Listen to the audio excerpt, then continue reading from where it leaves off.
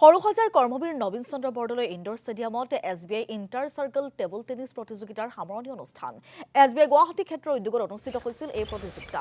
বৰ্ণাঢ্য সাংস্কৃতিক অনুষ্ঠানেৰে সামৰণি পৰে প্ৰতিযোগিতাখন। 15 ডিচেম্বৰৰ পৰা অনুষ্ঠিত হোৱা প্ৰতিযোগিতাত অংশগ্ৰহণ কৰিছিল দেশৰ 17টা ক্ষেত্ৰৰ SBIৰ কৰ্মচাৰীসকলে। 170গৰাকী প্ৰতিযোগীয়ে অংশগ্ৰহণ কৰা প্ৰতিযোগিতাত চেম্পিয়নৰ খিতাপ অৰ্জন কৰে SBI আহমেদাবাদ ক্ষেত্ৰই।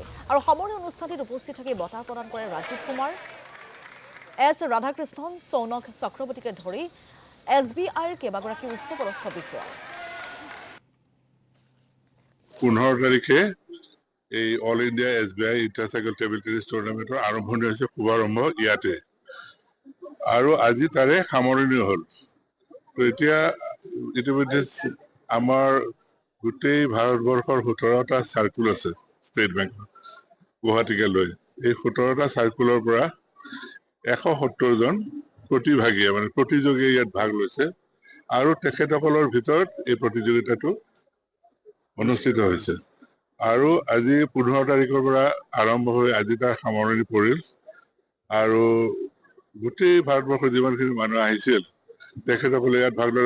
অলপ আগত আমাৰ চিফ জেনেৰেল মেনেজাৰ ছাৰে আপোনালোকক নিশ্চয় কৈছে, যিহেতু এটা সুযোগ কৰি দিয়া হয় যে চবে ভাগ লওক, আৰু তাৰ ভিতৰত মানুহৰ ভিতৰত যিটো সৌহাৰ্দ্য এইটো বৃদ্ধি পায়।